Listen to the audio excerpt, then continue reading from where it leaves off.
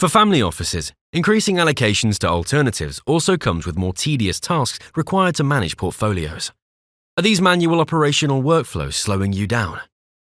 This episode of the AYU Family Office podcast is brought to you by Canoe Intelligence.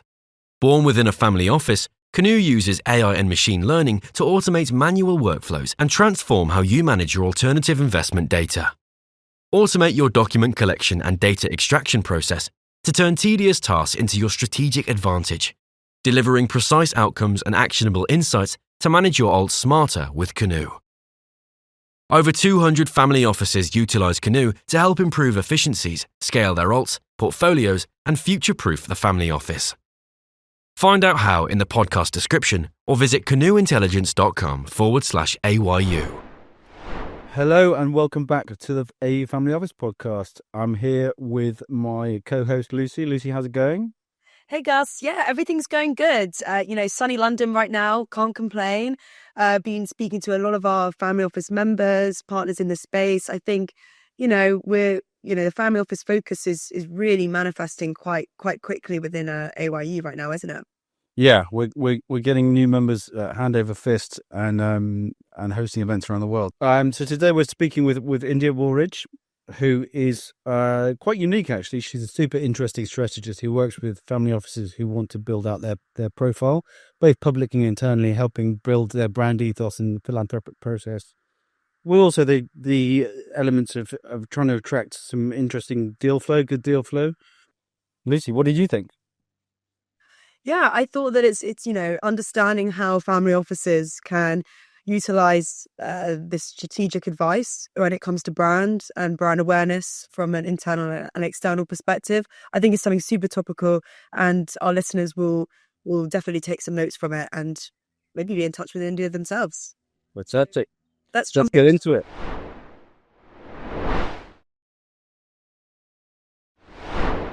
India, welcome to the podcast. Great to have you with us. Thanks for having me. Great to be here. How are you getting on, Luce? All good? Yeah, all good over here. I'm excited to find out more about Catalyst and get an understanding of what India is working on. I think it would be great if you could sort of jump in and give us an overview of what Catalyst is and what you guys do. And then I'm sure we'll follow up with some more questions. Yeah, for sure. So Catalyst is a kind of strategic brand consultancy. And I always like to start before we go in, when we talk about brand, I think about it as really a strategic asset. It's values driven, not visuals driven. So we're really talking about how we can help organizations, in particular family offices, really discover and align on exactly who they are, what they stand for, the impact they want to have in the world, and what does that mean for their kind of broad operations, both internally, crucially, which we'll come on to discuss, but also and it is a big if they want to take it externally as well. So it's a very insights-driven approach and really partnering with single family offices, families and foundations to bring that to life. So how have you got to this point? What's your background that brought you to both the messaging side of things and the family office world? Yeah, definitely. So my background sits within brand strategy. Started my career in London and 4 years in was asked to relocate to New York. I thought I'd be there for 2 years and spent the best part of a decade there. I moved over to help set up a global consumer intelligence unit, which was really running large-scale proprietary research globally to understand what are the cultural nuances around what makes people tick and how does that apply in a commercial sense to different clients. In terms of corporate gigs, pretty good. I loved it, traveled a lot, spent time all over the world, including 3 years in Latin America. And when I moved back to the UK, I really wanted to bring the best of that to bear, really kind of strategy, intelligence and innovation, and thinking about how I can build that out in a really tight, much more nimble offering. And then serendipitously, when I first started, I took on 2 clients in the family office sector, which was quite a new space to me, but started to see how actually this very kind of intentional, values-driven approach to brand was quite nascent, or very nascent in this space. But as all the kind of transitions that are happening in the family office sector, there was so much scope to have a really clear impact. And that's really, really where it started from. And I guess I've been building it slowly from there, very much in partnership with different people and bringing together. We've got different research projects, kind of working with different families. And yeah, it's certainly interesting to be in this sector at this time doing this type of work. So I was saying, so you talk about values-driven brand. Can you go into a bit more detail about what is that? What does that encompass? Yeah, for sure. So for me, when you're talking about a values-driven brand, it is an probably say this a few times, is a really clear, precise, strategic articulation. Who you are, what you stand for, what is the impact you want to have in the world. And crucially, when it comes to family offices, is making sure that everybody is aligned with that notion. And so the very process of creating that brand is getting everybody around the table to have these discussions and really talk about our values. What does that mean today? And what does that mean in the future? Brand strategy is a bridge to the future, in essence. So once we really start to articulate that and the wealth narrative very tightly and very clearly, it has really interesting implications for what does that mean for our investment thesis? What does that mean for our philanthropic process? What does that mean for all of these different aspects? And crucially, I think internally, it gives everybody within your family office or family office ecosystem a clear North Star, so that everybody's thinking about the impact that you want to have in the same way. They're making decisions in the same way. They've got operational efficiencies and effectiveness that come from that. And that essentially is a brand at its best. It's a really clear center of gravity, both internally and externally, to deliver your commercial and broader outcomes, which is what we focus on.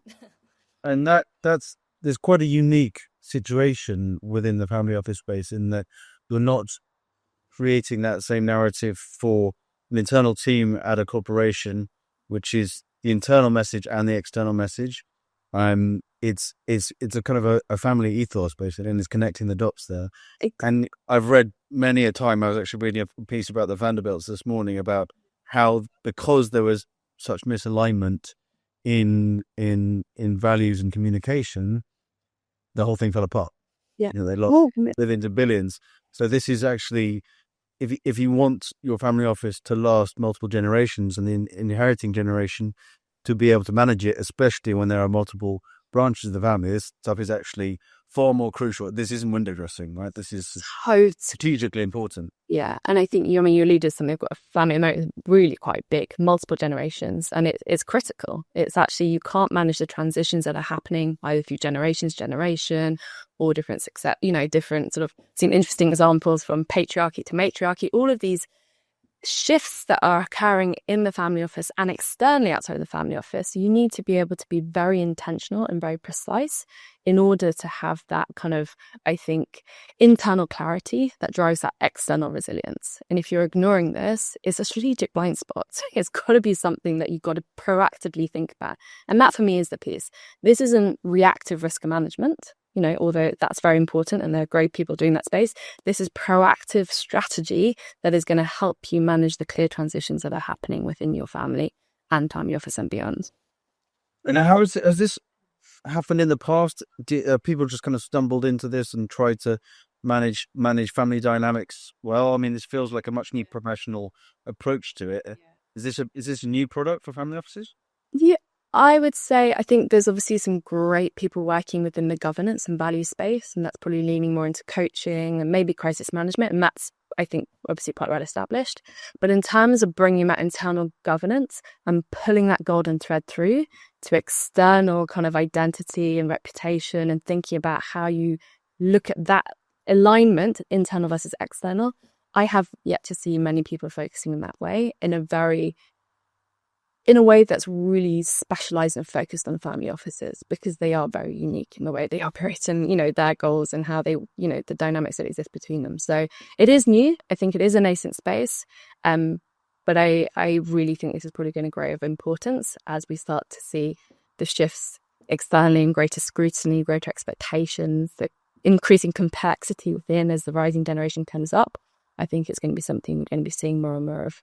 As you said, not a nice to have, but a strategic imperative. Yeah. And well, that's, kind of gone into my next question. Is that why is it important now? Why is it more important? We know that the family office space is exploding, and more and more people are creating their family offices internally and moving away from external service providers.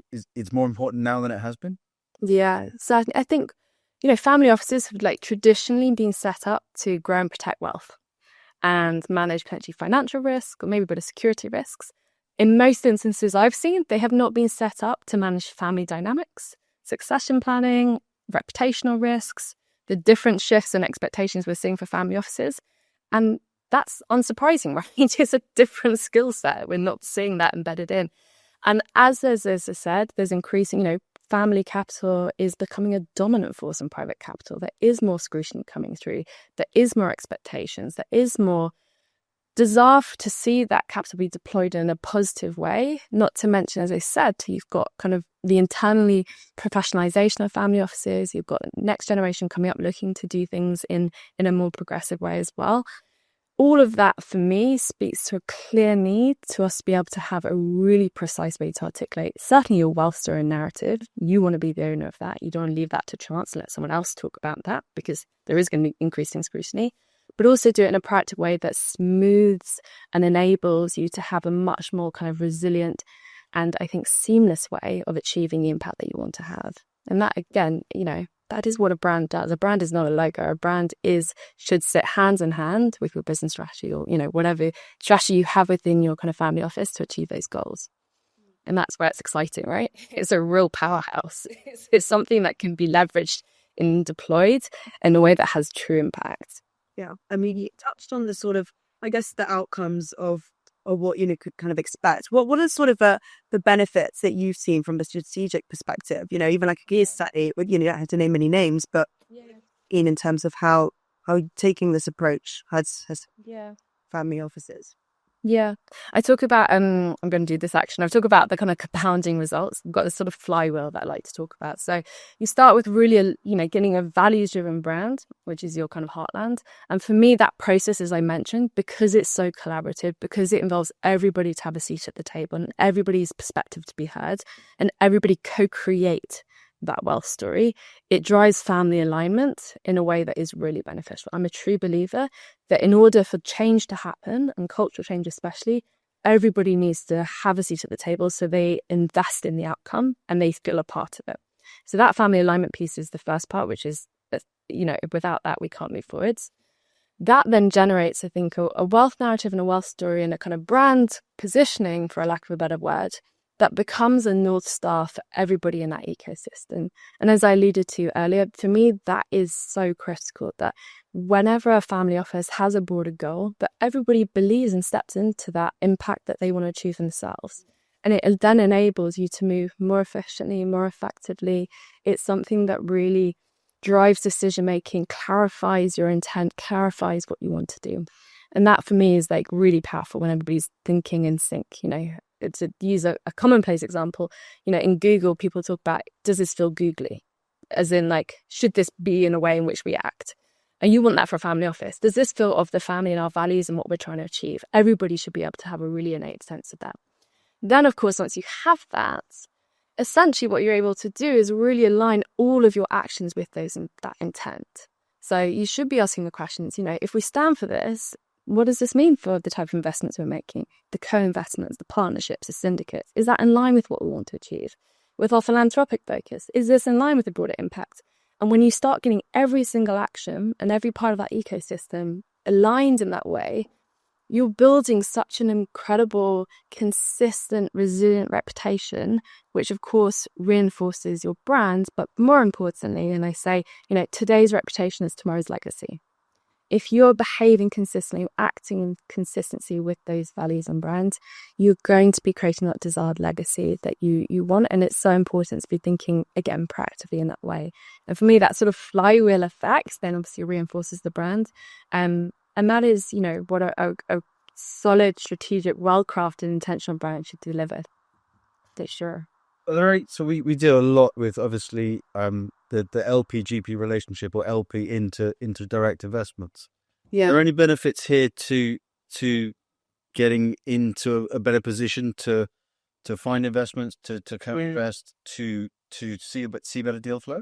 Yeah, for sure. I think of this time much like the venture space 10 to 15 years ago, where funds were creating really tight profiles about who they are, what they believe in, what are they looking for, what is the impact they want to have.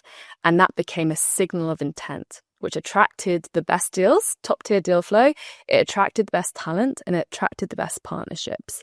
And for me, if you're direct investing, it's not about going out on big billboards, but if you have a clear mandate and a thesis that you want to act on, if it's specific in terms of impact or specific in terms of the change you want to see in a sector, being really intentional and signaling that you are going to become the person that people go to, and it is going to become more competitive. We've seen there's that report that came out this year, 50% of family offices are looking to direct invest more in the coming year. That's going to increase tenfold, I think, in the next to 5-10 years. And we're going to start to see a real competitive aspect of what it takes to get the best deals, much like in funds, but also the best talent. And I think that's coming to the fore in the sector more and more. As offices are sort of professionalizing, they're looking for that kind of creme de la creme of talent, as they should do. But again, having a clear profile that signals your values, signals what you want to achieve, is going to attract all those elements in a really positive way. Just we weren't even talking. I've been thinking about actual family members and internal, the family ethos, the family vibe, the googliness, as we said.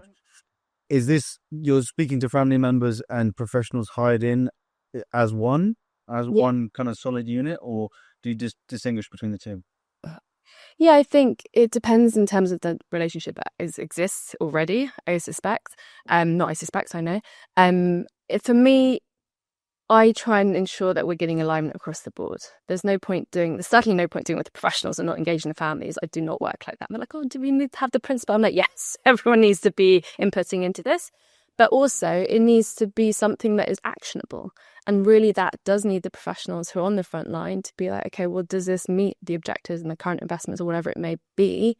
Does it really help us achieve those goals? So for me, bringing alignment between the family and the family office ecosystem is really key. And the process that I have, the family constellation, really is designed to do that, because that's where we're going to get the biggest impact and the biggest change. And that's really what it's about. Strategy is not sitting in pretty documents. It's actionable, creating tangible outcomes. And that's, I'm ruthless on that. How do you deal with misalignment when there's conflicting and competing values or goals? Yeah. How do you manage that? Yeah. I think firstly, bringing everyone together and allowing everyone the space to feel heard, and everyone airing their perspective. It sounds so obvious, but that doesn't happen in many of these instances, right? For me, the guiding principle is often there's more that aligns us as a family than divides us. And if we start with that as the guiding principle, everyone's looking to protect and preserve their wealth. Everyone wants to have a positive legacy. We start with what unites them, and then look at, okay, what does it mean if there are different instances of how that's expressed? Because what feels like misalignment may just be we need to create a brand that has the space to breathe and allows for it to be applied in different ways. But what are the common values that are across it, and then allow for it? So misalignment's normal and natural. No family, whatever its size, is all agreed singing like the One Track family. So that's okay. I think acknowledging it is part of it, and then working through with the family in terms of, okay, how do we then map that out to allow for those different ways it is expressed is key. So it's part and parcel of the process. And I think, you have to be honest about that to ensure that you get to that kind of nugget of truth at the end. Yeah. What about the family who's watching this, patriarch, matriarch, guiding forces? What about those who are so protective of their privacy they don't want any awareness anywhere else? Is this still something they should be looking at just for the internal side of things, and they can really keep themselves private? Yeah, and of course, I'm not blind to that, and that's a lot of families feeling that way. I think, the first response I have to that is everybody has a brand and everybody has a reputation. You have a term sheet, you're hiring people, you are making certain investments, you have a certain philanthropic focus. All of that, the sum of which is your values, your actions, your reputation, is your brand.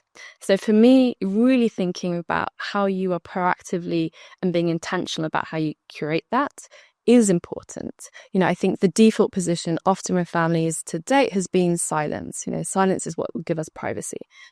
I think silence is exposure, and it will continue to be as there is greater lens. So for me, aligning on your wealth narrative, even if it is just to go internally and align everybody within the ecosystem, we've talked about the kind of operational efficiencies and I think clear impact that can have on how you're kind of acting in the world. That for me is really important. It also then allows you to be the author of that narrative, not someone else. And for me, that's a bare minimum. I want every family to feel that they have that control because they've taken the time to intentionally align and think through it. And if it doesn't go anywhere beyond that kind of internal focus, so be it. That is absolutely fine. A brand can still, and work with families who do that, is still incredibly potent. Yeah.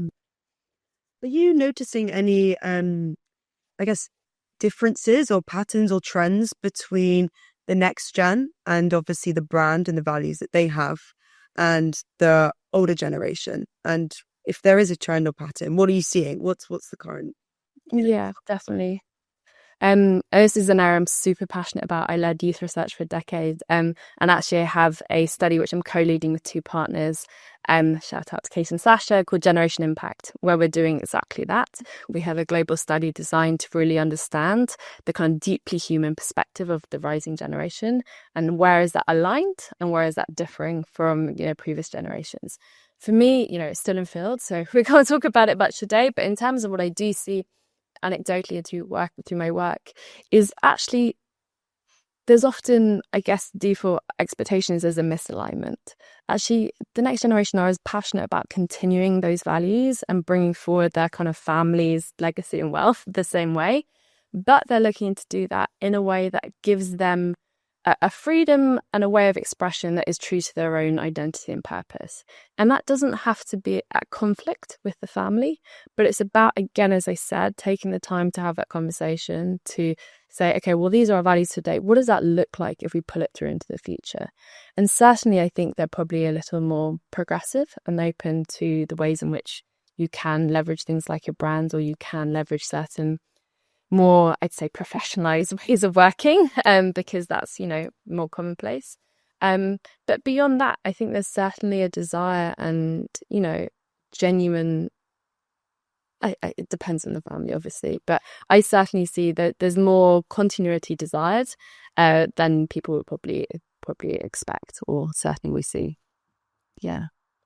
There's quite a large chunk of this is, almost acting as a therapist to some of these families, multi-generational therapists. Have you ever walked into situations and spoken to clients and thought, this is the proverbial viper's nest situation where, okay, this is beyond help. This is something I can't handle because it's so the problems are so deeply entrenched in the family and generations? Or I think family politics there. You're going to be walking into family politics. That's quite an intimate place to be. Yeah, I think it's a great question. I think it's really important, and I'm very open and honest about where my expertise lies and where it does not lie. And what you just described is conflict management, and akin to, psychologists and therapists, which is very specialized. And for me, the brand creation process is not a conflict management tool. And so if I sense that, I will be very open. So look, here's some great people I can recommend who do specialize in this area. Once you do have worked through some of the conflict that exists and these dynamics, then absolutely we can start to think about how that then starts to crystallize more within your internal governance and of course externally. But yes, conflict management is, as you say, if it is there, it's not, this is not the time, this is not the process to engage. And I think you have to be honest. There's no I want families to be thriving as much as they can be, and we've got to help them and support them in the way. So I'm waffling, you can cut this out. That's good. What's the kind of the typical, is there a typical type of family you work with in terms of size, family number of family members, not necessarily AUM, but number of family members and, jurisdictions and locations? Yeah. I wouldn't say that's typical. I definitely think probably, and maybe it's partly because my background, the US is a little more forward thinking in terms of how they're harnessing brands. So some of my client base comes from there. I would say size, it can vary hugely. It's been, 50 plus within the kind of family office through to 5. It really depends on the makeup of that. For me, what is the commonality though, because I spent a lot of time thinking about this, is usually it's key transitionary moments. And that transition could be the family office has moved, or the family's moved from generation to the next generation. As I mentioned, from a patriarchy to a matriarchy. Maybe there's a liquidity event. Maybe they are looking to move from having a kind of more private profile to public because they want to align their investment vehicles and have that direct investing profile. Those shifts and those key transitions, that is certainly where I think clients are coming to me and saying, look, how are we starting to navigate this and what does this look like? And the process I keep going back to, because it's not just about creating a brand out of nowhere. It's the living, breathing process where we go on that journey to align everybody, help everybody really understand where we want to take this in the future, and then crucially how it can be activated throughout their different areas. That is the process where we have, I think, incredible value due to those transition and uncertainty moments. Because what this does is it creates certainty, it creates a clear plan of action, and it aligns what are often siloed elements into a clear narrative that really galvanizes people around it. And that's where we see a lot of potency. Yeah. I guess for anyone listening or any family offices out there, what's your initial sort of starting point when thinking about a brand? What would be a place to go? What are the questions someone should be asking, or what should they be looking at when looking to harness, like you say, their brand and take it to the next level? So yeah, I love that. Yeah, I think firstly for me, and I'm a big believer in this, we don't reinvent the wheel. So if there has been not often, but sometimes there's been a family charter or a constitution where they've done some of that values work, we start there. But for me, there's just some really simple questions, which is, are we aligned as a family about our values? Okay. Often that's, a mix, like it very mixed, just sort of mixed messaging there.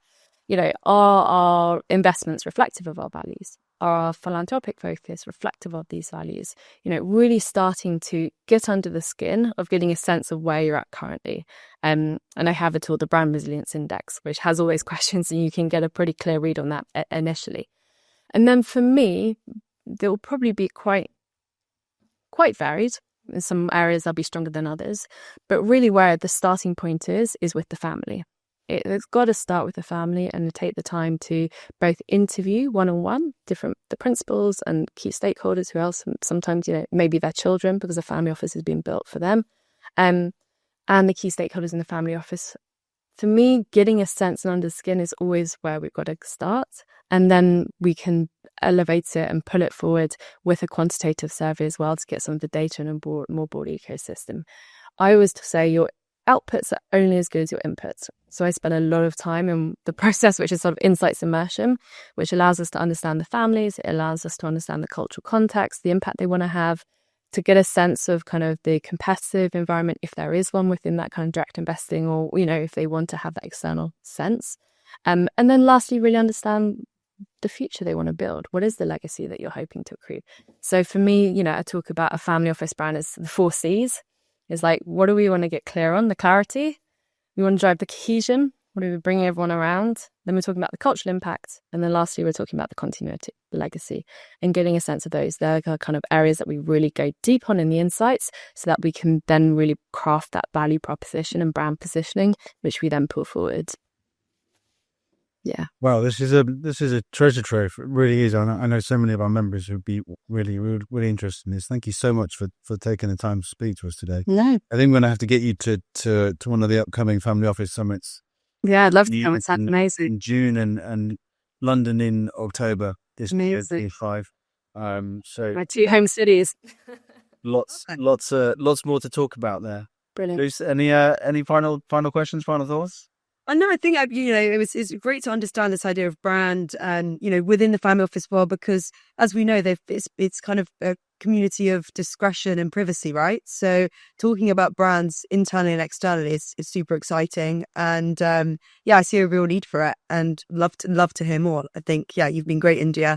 I was super keen to, like I say, follow up and have you on a podcast again, maybe in the future. We'll make sure we've got all the details down in the links as well for you, India. So members can reach out directly to you. That'd be perfect. Brilliant. Great. Wonderful. Thank you so much for joining us. No worries. Thank you. Bye. Thank you.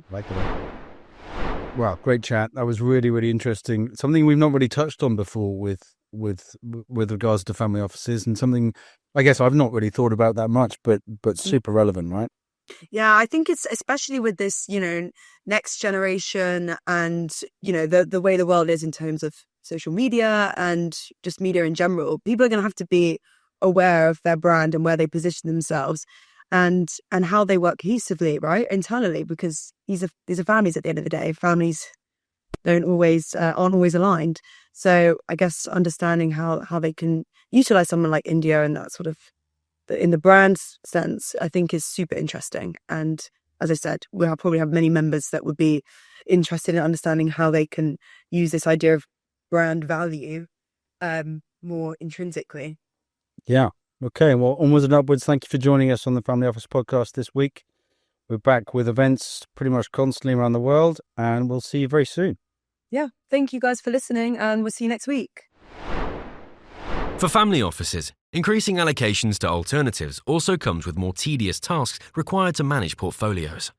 Are these manual operational workflows slowing you down? This episode of the AYU Family Office podcast is brought to you by Canoe Intelligence. Born within a family office, Canoe uses AI and machine learning to automate manual workflows and transform how you manage your alternative investment data. Automate your document collection and data extraction process to turn tedious tasks into your strategic advantage, delivering precise outcomes and actionable insights to manage your alts smarter with Canoe. Over 200 family offices utilize Canoe to help improve efficiencies, scale their alts, portfolios, and future-proof the family office. Find out how in the podcast description or visit canoeintelligence.com/AYU.